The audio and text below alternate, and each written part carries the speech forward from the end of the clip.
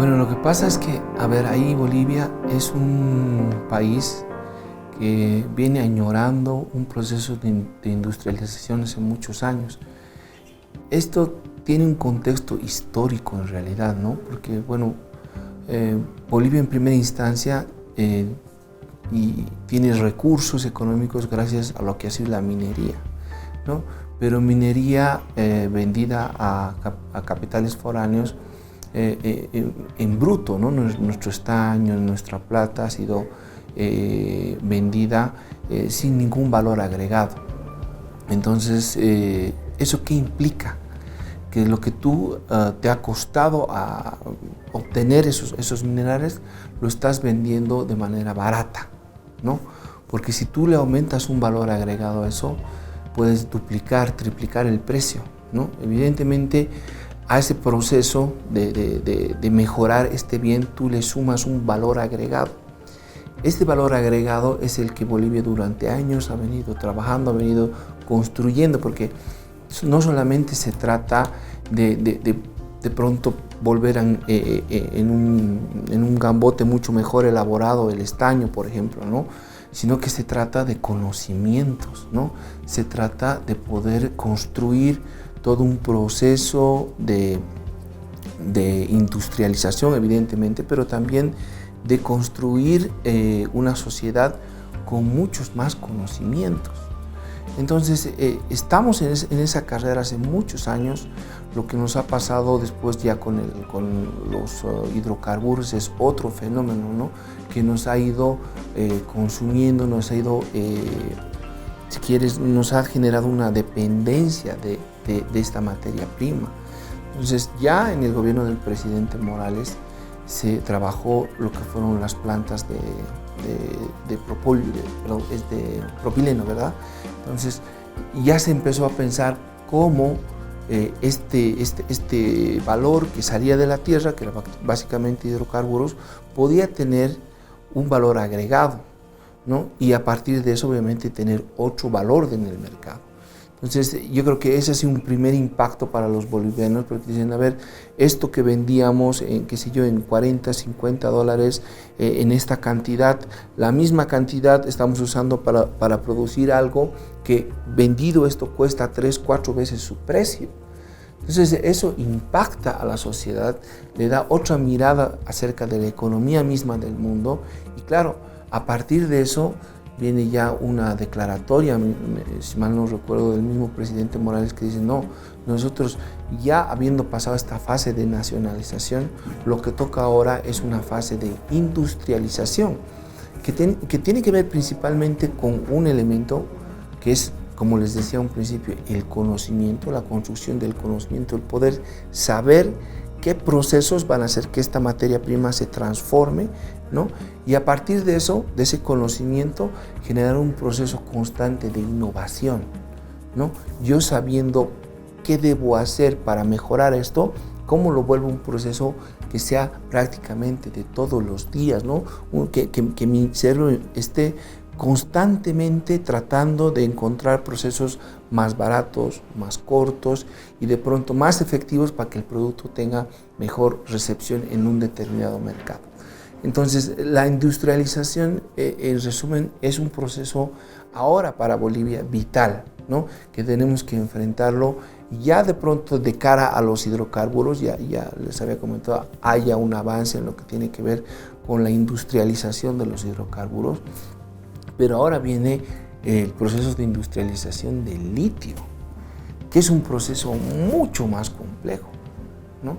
En algún momento había la intención de que el litio vengan capitales foráneos y los capitales pues, se lleven el litio y de pronto sea otro país o en otro lugar donde se manipule este litio y se vuelvan a fabricar las famosas baterías de litio, ¿no?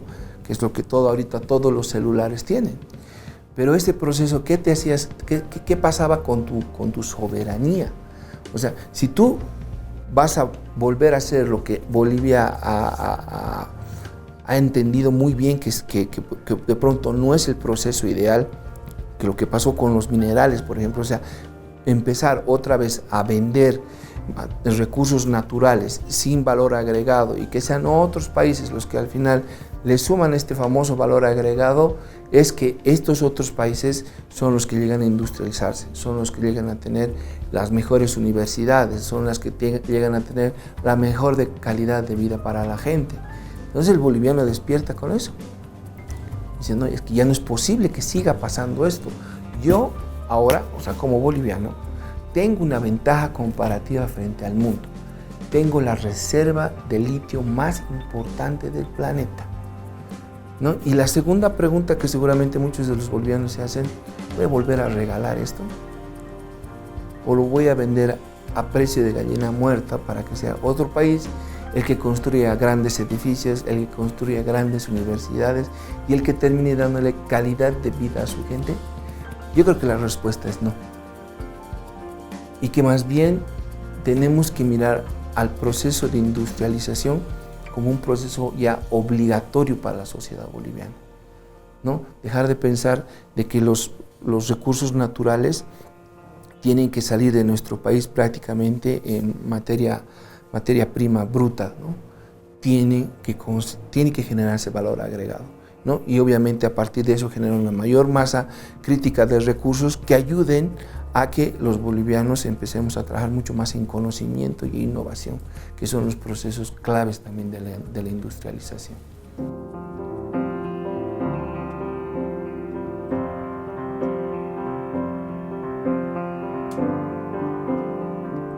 Mira, los países siempre se han esforzado por construir procesos de planificación, especialmente de lo que son sus planes grandes, digamos, procesos consensuados, ¿no? Una suerte de representante siempre ha sido lo que ha jugado ahí, ¿no? Hay procesos interesantes de planificación, por ejemplo en Colombia, que yo conozco, que de pronto sí se ha tratado de aglomerar, pero la verdad es que no se ha dado nunca un fenómeno como el que hemos vivido aquí en Bolivia, ¿no? Un fenómeno donde no solamente has llamado al representante, ¿no? Has llamado a las bases y autoridades han terminado escuchando a las bases y le han dicho, a ver, ¿cómo construimos un mejor país, ¿no? Y desde un punto de vista no pues tecnocrático, ¿no? Mucha gente aquí en Latinoamérica está acostumbrada a que venga el de afuera, el gringo o el estudiado, entre comillas, para que venga y te resuelva la vida y te diga, no, ¿sabes qué? Es que la clave es que hagas esto y después esto. Y una vez que tengas esto, vas a tener este resultado, ¿no? No nos damos el trabajo de pensar nosotros mismos en nuestro futuro, pero a partir de nuestras capacidades, nuestra experiencia, nuestras potencialidades, ¿no? Nuestro conocimiento mismo de nuestra tierra. Entonces, eso es mucho más rico. Yo considero que estas cumbres no solamente van a entrar a la historia de nuestro país como un ejercicio de planificación riquísimo en términos de actores y en términos de ideas, sino que yo creo que pueden marcar una línea de trabajo en términos de planificación para muchos de los países de la región. Mostrarles que seguramente no se trata, o sea, la planificación en sí no se trata de un proceso solamente tecnocrático otra vez, ¿no? Donde es una construcción de un FODA, digamos, y de ahí ver indicadores, ver objetivos, trazar metas, un presupuesto, ¿no? Eso es un esquema así bien genérico, bien técnico de cómo debería hacerse planificación, sino que la planificación tiene que ser un proceso que entre en el pueblo mismo, que sea el pueblo mismo que te ayude a definir cómo vas a generar líneas estratégicas de trabajo para tu gobierno. Entonces, eso creo que es un ejercicio sumamente importante. Ahora, claro, esto tiene que materializarse en un plan de desarrollo que contenga todo ese sumus, todas esas necesidades, toda esa problemática, y claro, lo transforme en esquemas programáticos, de pronto hasta tecnócratas en algún sentido, porque no te olvides que el Estado es un aparato tecnócrata, ¿no? que funciona entre relaciones de profesionales y bueno, se van generando proyectos, programas, se genera un presupuesto y a partir de eso se ejecutan obras. Entonces hay obviamente después un proceso tecnocrático que tiene que consolidarse, ¿no? Pero las ideas, la esencia misma de un plan tiene que salir de las bases. Y yo creo que con este proceso tenemos un riquísimo material que debería ser muy bien aprovechado y poder generar, digamos, este famosísimo Plan Nacional de Desarrollo que ayude a Bolivia a tener los ejes esquemáticos de trabajos con los que vamos a vivir los próximos 5 años.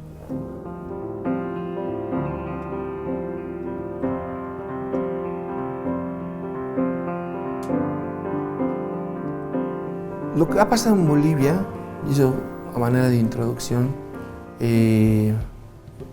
con la pandemia y con un gobierno de facto que vino con una intencionalidad clara de saquear las arcas del Estado, pero además como corolario de este evento hemos tenido un proceso de pandemia que prácticamente ha destruido el bolsillo de muchas familias en Bolivia.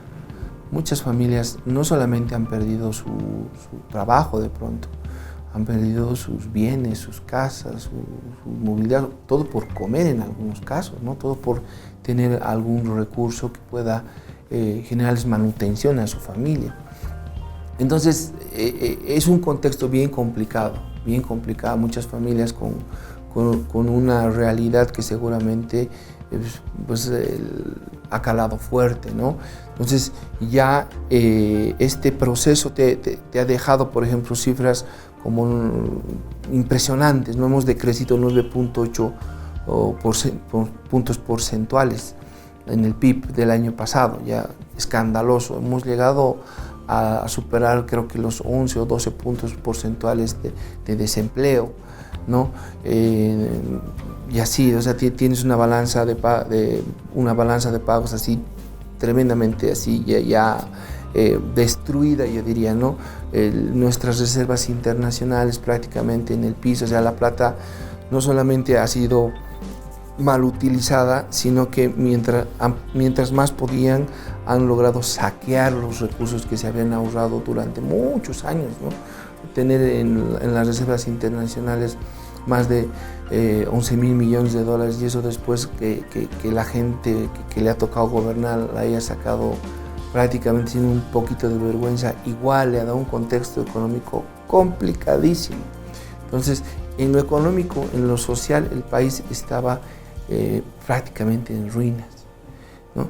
Entonces, a partir de eso, yo creo que el presidente Luis Arce ha tenido dos miradas, ¿no? Una mirada de corto plazo, o sea, ¿qué hago ahorita?, ¿no?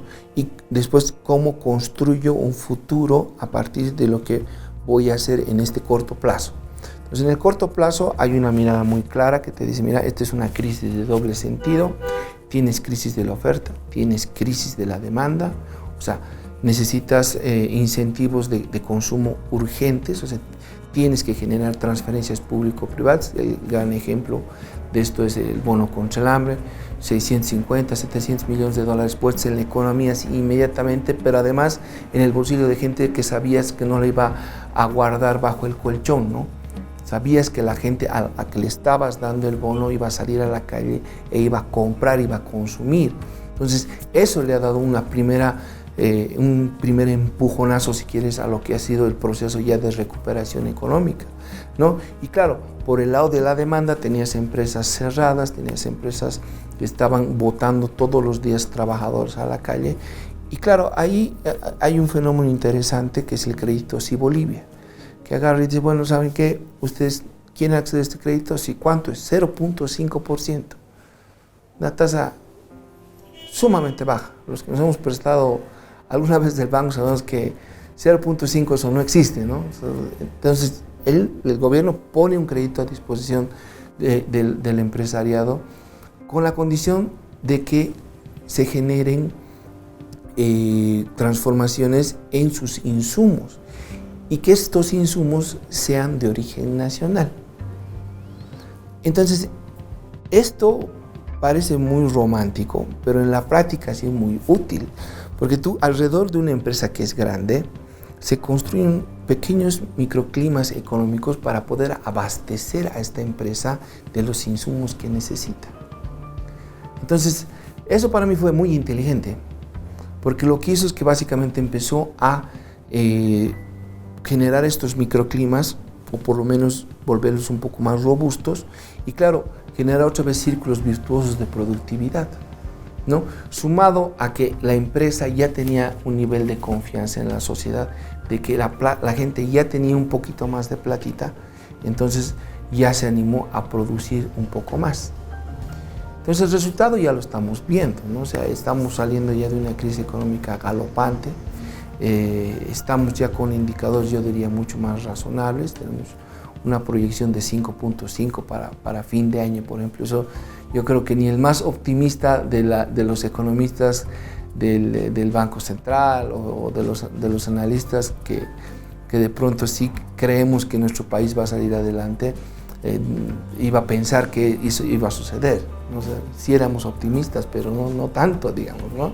Y claro, ahora ya viendo las cifras realmente nos llena de alegría, nos llena de emoción, pero sobre todo nos llena de mucha esperanza, porque hacia adelante tener estos números te dicen Bolivia sí va a salir del hueco, ¿no?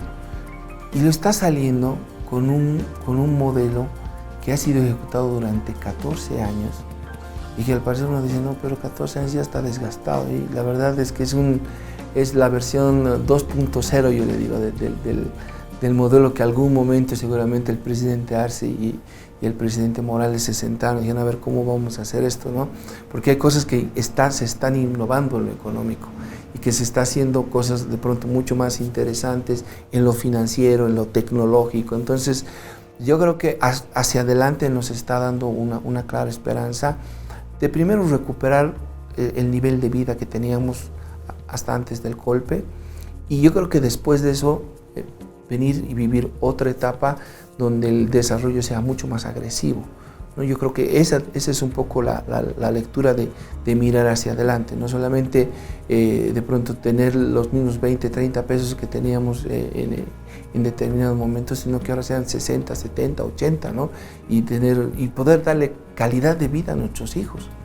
Y creo que eso es lo que nos mueve a muchos, ¿no? O sea, salir a la calle, trabajar, poner el hombro al país por nuestras familias.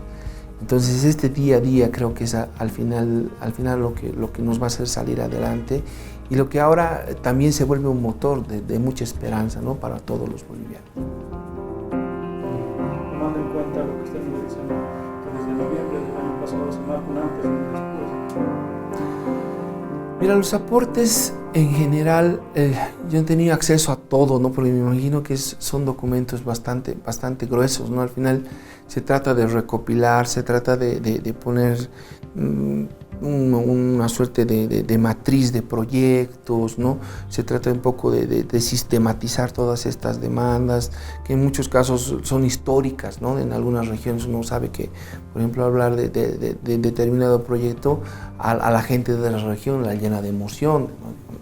No vamos a entrar en detalles, pero sabemos que cada lugar tiene un proyecto anhelado, ¿no? Entonces, pero además ya recogerlo, ¿no? O sea, saber que pronto ese proyecto ya tiene un perfil, saber que ese proyecto ya contiene, digamos, algún estudio de avance, ¿no? Entonces ya tener esa información recopilada te ayuda a tener un paso más adelante, ¿no? Otra vez en poder construir un plan nacional, ¿no? Porque al final del día todo este ejercicio se va a coronar, se va a materializar en la medida que nosotros podamos contar con un plan nacional de desarrollo, ¿no? Y además lo suficientemente lógico, que sepas que tiene el financiamiento necesario, que sepas además que la cooperación internacional se va a hundar esfuerzos alrededor de ese plan, por ejemplo, que los gobiernos municipales, departamentales le van a poner el hombro al plan. O sea, tener un plan no es solamente un documento, sino que se constituye nomás ya en un pacto entre todos los actores políticos de una sociedad. Entonces, este ejercicio, donde además ya no pueden negarse, ya no pueden decir, no, yo no conocía el plan, ya seguramente en su construcción, bueno, ya en su materialización, ya teniendo el documento, como digo, se constituye en un pacto entre todos los bolivianos por el desarrollo, por el crecimiento. Entonces, Yo me imagino que ya presentado el documento, el presidente Arce va a tener un instrumento poderosísimo para poder generar las líneas estratégicas en nuestro país, ¿no? Entonces, yo creo que tengo mucha esperanza con lo que se ha hecho, tengo mucha esperanza, la verdad, y porque también sé que no ha sido fácil, ¿no? Yo te decía, sistematizar toda esa información debe ser realmente una tarea titánica, ¿no? Y peor después transformarla en un plan nacional de desarrollo. Entonces, pero ya se ha empezado, ya sabes que se han dado las cumbres, ya sabes que también hay material sistematizado sobre estas cumbres. Entonces, estamos ante ya un proceso, yo diría, ya final de construcción de un plan nacional que va a ser el instrumento más poderoso para poder canalizar los esfuerzos de todos en busca de mejor desarrollo.